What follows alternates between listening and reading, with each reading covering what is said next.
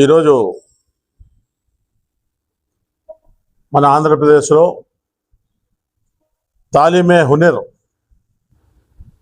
అంటే చదువు ముఖ్యము అనే దాని మీద మన ఆంధ్రప్రదేశ్ ప్రభుత్వంలో వక్ఫ్ బోర్డుకు సంబంధించిన ఒక కమిటీ, దానికి చైర్మన్గా ఉన్న అబ్దుల్ అజీజ్ గారు, కమిటీ సభ్యులు అందరూ కలిసి ఒక నిర్ణయం తీసుకొని తాలీమే హునర్ అనే పేరుతో పేద ముస్లిం పిల్లలకు 10వ తరగతి తర్వాత intermediate first year second year ఉచితంగా చదివేయాలనే ఆలోచన.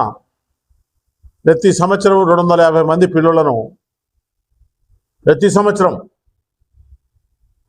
250, 500 2 సంవత్సరాలు అయిపోతానే మళ్ళీ అట్లా వస్తూనే ఉంటుంది.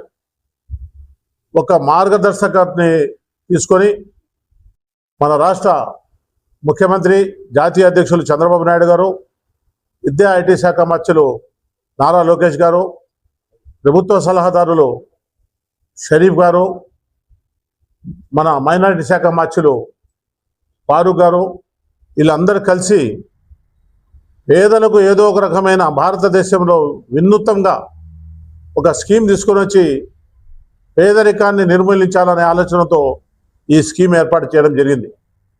దాంట్లో భాగంగానే తెలుగుదేశం పార్టీలో ఉన్న కార్పొరేషన్ చైర్మన్లు అయితేనేమి, కార్పొరేషన్ డైరెక్టర్లు అయితేనేమి, మన తెలుగుదేశం పార్టీ కార్యకర్తలు అయితేనేమి, ముస్లిమ్స్ అందరూ కలిసి ముస్లిం సమాజానికి ఒక మైలురాయి, ఒక మంచి భవిష్యత్తును జరగబోతా ఉంది.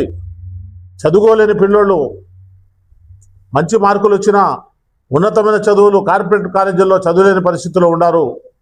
వాళ్లకు ఒక అవకాశం వచ్చింది కాబట్టి ప్రతి సంవత్సరం 250 మందిని చదివిస్తా పోతే కొంతమంది జీవితాలు బాగుపడతాయి ఆలోచనతో ఈ స్కీమ్ను మనకు పరిచయం చేయడం జరిగింది. మేము ఈరోజు పత్రికల ద్వారా పొద్దుటూరు పట్టణ ముస్లిం ప్రజలకైతేనేమి ఈ అవకాశాన్ని సద్వినియోగం చేసుకోండి.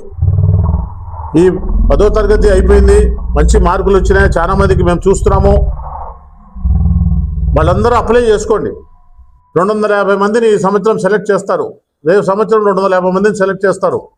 మంచి కార్పొరేట్ మీకు అన్ని ఖర్చులు, భోజనం ఖర్చులు, పుస్తకాల ఖర్చులు, ట్యూషన్ అన్ని ఖర్చులతో మిమ్మల్ని ఉత్తేజన చేసి మన రాష్ట్రంలో కాకుండా మన భారతదేశంలో మంచి భవిష్యత్తు ఉండే విద్యార్థులుగా తీర్చిదిద్దడానికి అవకాశం.